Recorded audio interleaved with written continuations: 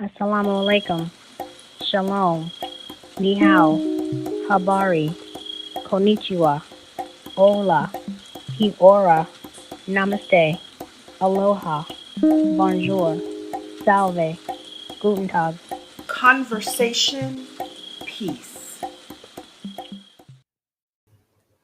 Salam. Welcome to the conversation piece. I'm your host, Akila, and this is my podcast in which I will be exploring the multiple intersections of my life in the journey to find out who I am and my place in the world. What are those intersections? I am a BMW. No, not the car, but a black Muslim woman. See? No trademark infringement intended. In my observations, there is so much more to being black, to being a Muslim, and to being a woman. I am much more than these identifiers because I do not want to allow myself to be boxed in by identifiers. I have always known and felt a bit different from the norm. Looking back at my life thus far, I have felt like an observing outsider, but one who is comfortable with not fitting in, even though I'm still trying to find my place and my footing in the world. I have my mother to thank for that. One of the first pieces of advice that I took to heart came from my mother. She probably won't remember telling me this, but she said, "Your name, Akila, is Arabic and it means intelligent. You are unique and you do not have to follow behind anyone else. Walk to the beat of your own drum." Now, Mom, I paraphrased a little bit and took some creative liberties, but you get the gist of what she was telling me. The other piece of advice that was given to me was also given to me by a woman, my old high school teacher, Mrs. Copeland. She told me, "You're black, you're female, and Muslim. Those are three hurdles that society has placed before you and that you must learn how to jump over. I have faith in you that you can jump over them." I still, to this day, take those words to heart. She didn't have to tell me anything, but I'm glad she did.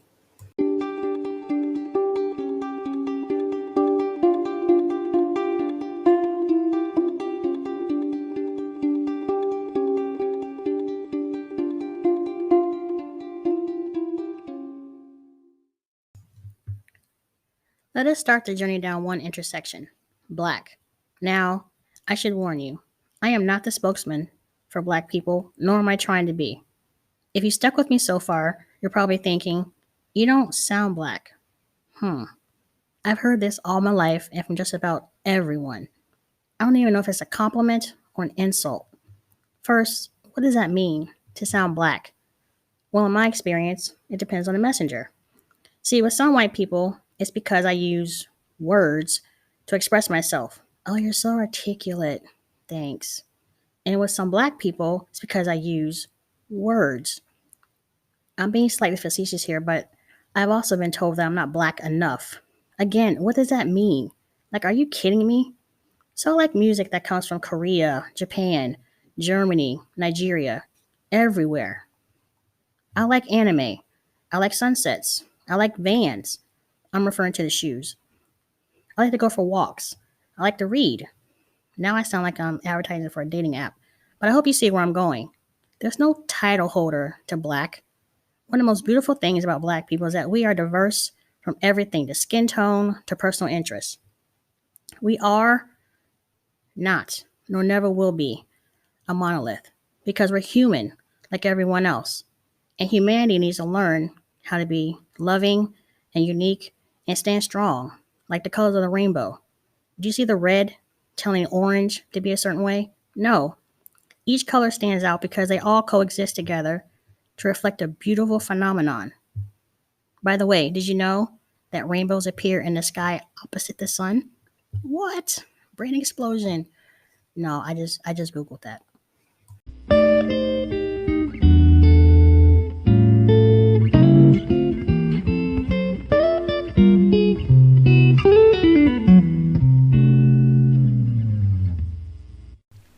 Like I mentioned before, I am a Muslim.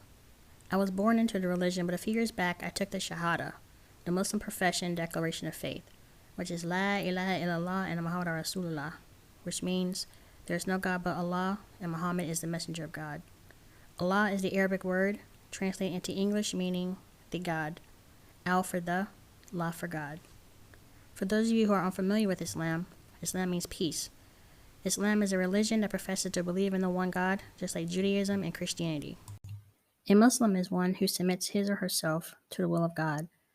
And the latest statistics have Islam with over 2 billion followers and is considered the fastest growing religion in the world. I'm going to get a little serious here. My faith has never been an issue for me. Sure, there are times I've had questions, but I still do. I don't feel there's anything wrong with questioning. That's how I learn, is from my clarity.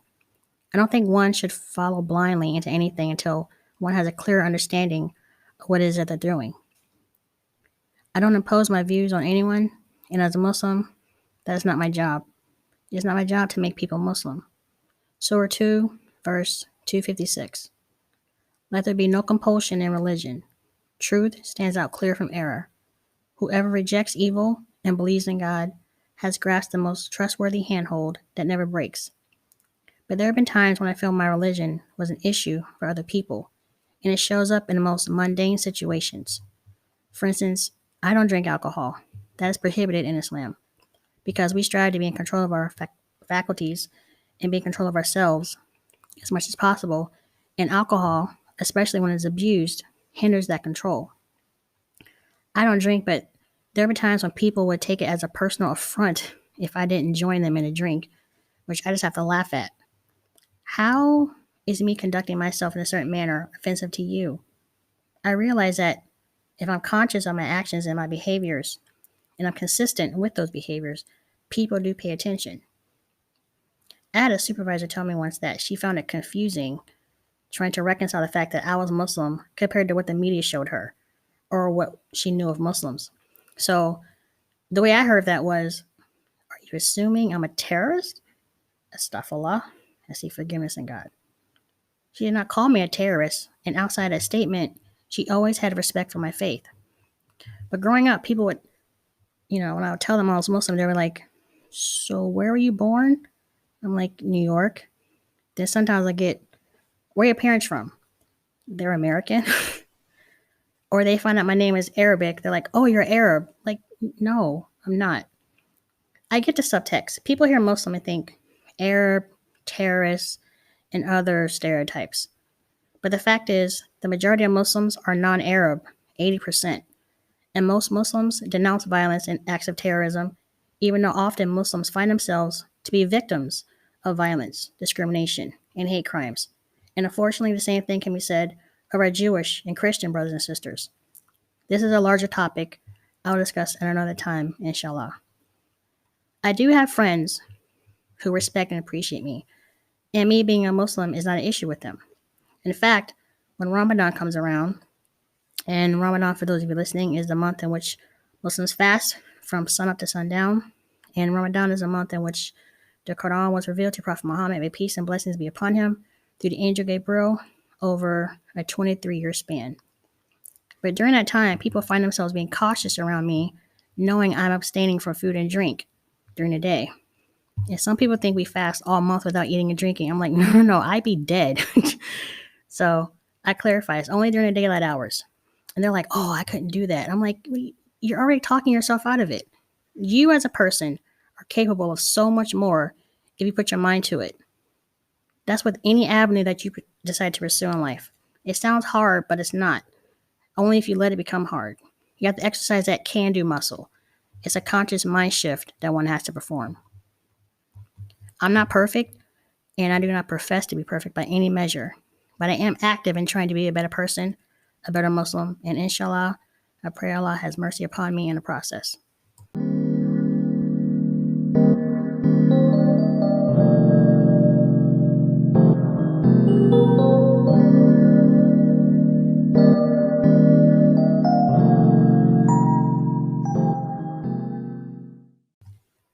Lastly, I am a woman. Hear me roar. That was a cat. I was a bit of a tomboy growing up. Like, I remember playing with dolls. I wanted to chop their hair off and mark up their faces. I hated makeup. I like baggy clothes. I prefer the company of boys in school sometimes because the girls are too catty and dramatic for me. I did have friends who were girls in school, but I found the company of guys cooler. They talked about sports, and I love sports growing up, especially tennis. I wanted to be a tennis player and even had a coach before my mom killed that dream. I'll save that for another podcast. But how I see myself as a woman is in large part about how I see myself in my totality. And I'm still learning about myself. I do champion women. We're a marginalized group, especially black women, and we have to lift each other up and hold each other accountable. And that's a message for everyone, man or woman. We're mirrors to each other. Look around what's going on in the world right now, or scale it back. Look what's happening in America right now. I don't need to remind you, we all have phones, but the balance is off. Look at nature, the wildfires raging in the West, these hurricanes, tornadoes, floods. Look at refugees fleeing from wars, climate change, violence. This is a people problem, and this is also a topic I want to discuss in another episode. But I want to leave you with this. We must do better by ourselves and by each other. It starts with the self. If you can work on being kind to yourself, you can be kind to others. It's not going to happen overnight, but just start with a smile. I know it's hard to smile behind a mask if you're wearing one, but you can speak. Just a friendly hello to a few folks. If they don't respond, that's their issue, not yours.